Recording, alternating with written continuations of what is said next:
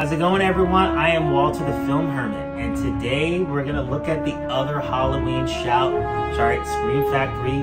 I was gonna say box sets, but it's not a box set. It's more like a 4K slip box.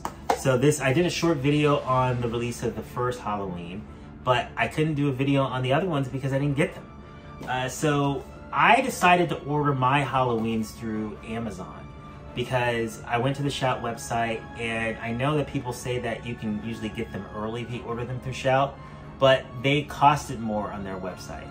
And I didn't want the record, and I didn't want any of the swag. And honestly, I didn't want the posters because I didn't like the posters. I'm a big original poster guy. And one of the things I love about Scream Factory releases is they have inside the Amray case, it has the original poster on the other side. So you could take this out and you can have a copy of the original poster. I'm trying to get this in the light so it doesn't reflect. For example, I did that with a third one. So this is the third one. And actually this art is growing on me. But when you open it up, I reversed this one. So now it has the original poster that came out in the 1980s. So I'm not gonna do a whole unboxing with these because I already watched them. So there's really nothing to unbox, and I'm just gonna talk quickly about my experience watching the 4Ks. Kind of a review, but just like my experience of watching the 4Ks and what I think overall. So first one I watched already, thought the transfer, it was better, but not quite, it's not bad. I wanna get this out of the way. It's a good transfer. There's just one little nitpick that I have. And I don't know if this is an issue with my projector or if it's an issue with just 4K in general. Sometimes things are just too dark. There's one sequence in the original film where Jamie Lee Curtis is going inside the house and there's a music cue and Michael Myers is behind her. The way I always remember it is when the lighting comes up, you can see Michael Myers very clearly. The Lionsgate transfer, you can't see him at all.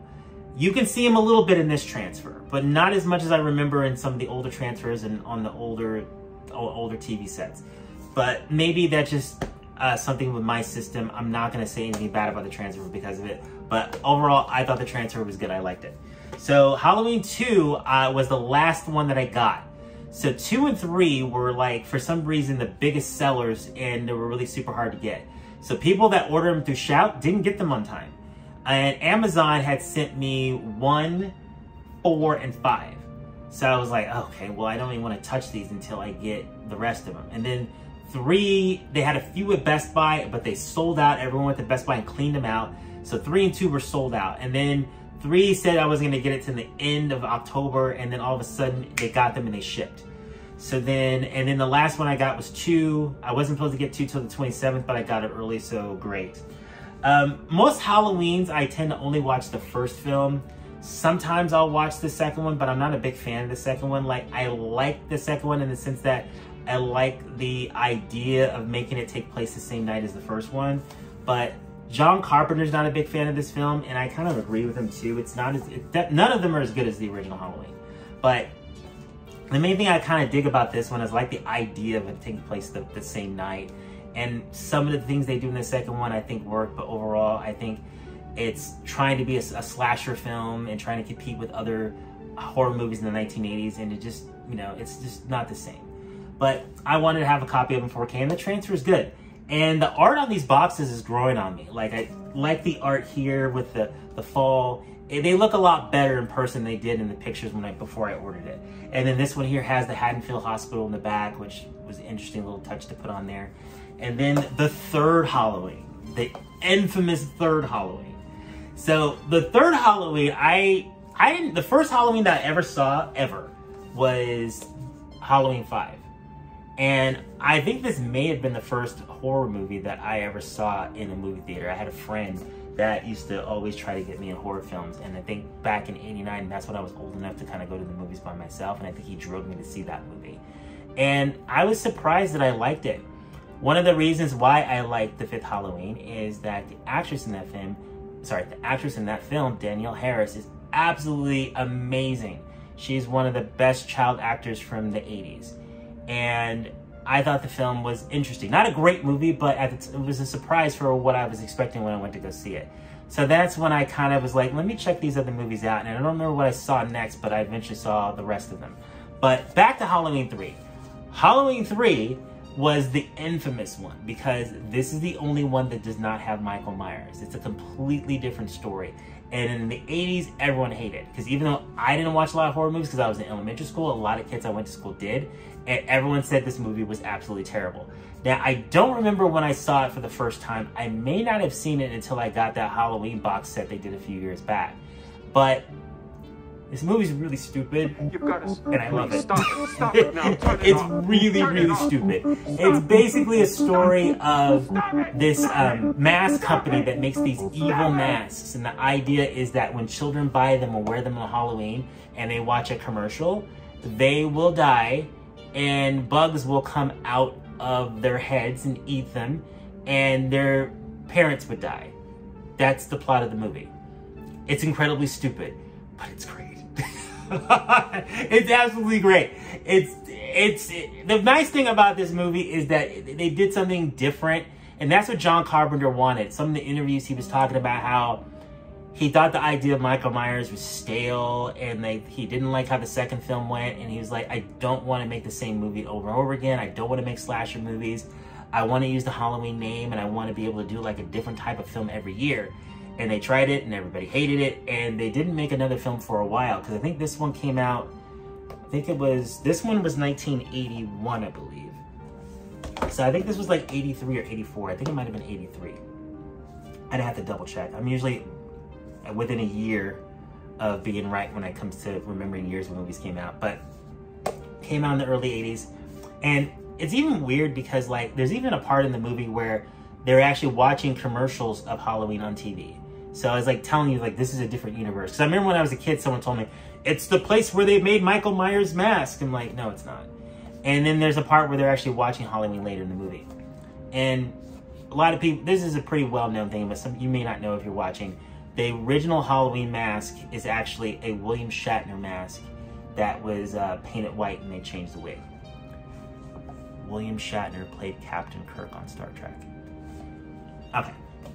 So I was reading a review for this 4K disc, and someone made a comment about the most horrific thing about the movie is that the star and his love interest are 24 years apart in age, which kind of made me laugh because I was like, this is a movie about 3 evil Halloween masks that basically turn kids into molting masks of bugs.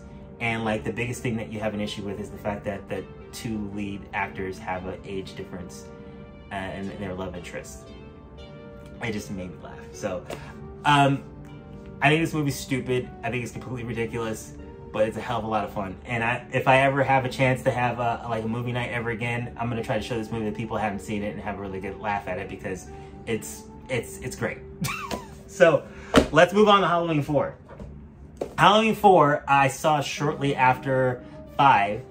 4 and 5 were more of they're more connected to each other because they both have Danielle Harris. Danielle Harris is introduced in this film, and she's supposed to be the daughter of Jamie Lee Curtis's character from the original film.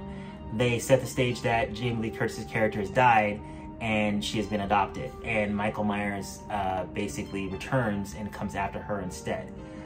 This one, I always liked this one. This one is definitely better than 5. It does, whatever 5 tries to do, 4 does a better job at it. When I finally saw this on TV, I was like, oh, I can see that this is a better movie. This one came out in 88 and it was a hit. And they came out with this one right away in 1989. And it's a low budget film. It's definitely on the low budget horror old 80s film, but the reason it works is Danielle Harris is so amazing as Jamie Lloyd. I don't know how old she was in the film. I read, apparently she's only 2 years younger than me, but at the time, you know, whenever I see child actors in film, sometimes you see them like before, sometime after they shot it, and you think they're young, a lot younger than they are, and like, oh, she's a kid, but like she's only 2 years younger than me. But this movie was very, very fun, very entertaining. The one thing I could say I didn't like about it, I don't like Michael Myers' masks. one thing to really note is that the Michael Myers, the Shape, is played by Nick Castle, who actually went on to become a movie director. He directed The Last Starfighter. And this was the only time that he ever played Michael Myers. After that, it was always played by someone else. And even though it's not a character that talks, no one ever moved the way that he did in this film. And that's one of the reasons why Michael Myers, for me, like, really doesn't really work as well in the other films. And apparently, John Carpenter and Deborah Hill agreed. So, and I agree with them. But the cool thing is about the new Halloween that came out in 2018, Nick Castle came back. It's the first time he ever came back. He's in that one, and he's also in Halloween Kills. He shares the role with another actor, which I believe does a lot more of the physical aspects of the character. But Nick Castle is doing a lot of the walking. He returned from the original film. But anyway, that's one of the things that stand out to me, the fact that it's not Nick Castle, and I hate the mask. It's a new mask. And the thing to remember about these movies also is the story pretty much continues from 1, 2, 3 doesn't count, 4, 5, and 6. And 6 was not part of the 4K releases.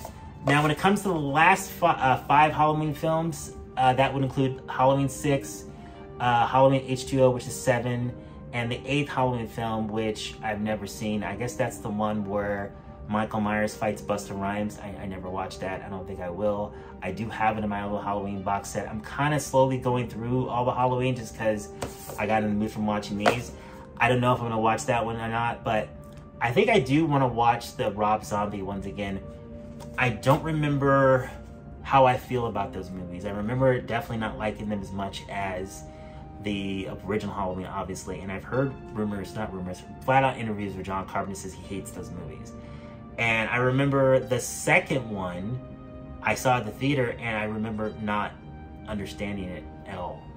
But Danielle Harris is actually in the Rob Zombie ones, and that's another reason why I might want to watch it again, because I remember seeing her in it, and I didn't recognize her right away. I was like, oh, that's really cool. So I want to watch them again just because I don't remember them. They came out in the early 2000s, and it just, you know, it's Halloween, and I'm the Film Hermit, so let's go ahead and revisit those movies and see how I felt. So basically, my overall review with the 4K Halloweens 1 through 5, I thought the transfers were great. I'm slowly going through the bonus features right now and really enjoying what Scream Factory did. And I love the slip boxes. I love how, even though some of these masks I don't like, I like how they have the individual masks that were in these films on the boxes. And sorry for the glare, but there you go. So that's my quick little roundup of the first 5 Halloween movies on 4K. If you can find them, pick them up while you can. And I forgot to say in the beginning of the video, thank you guys so much for supporting and watching my videos. It is greatly appreciated. Thank you so much for watching. You all have a great day. Happy Halloween.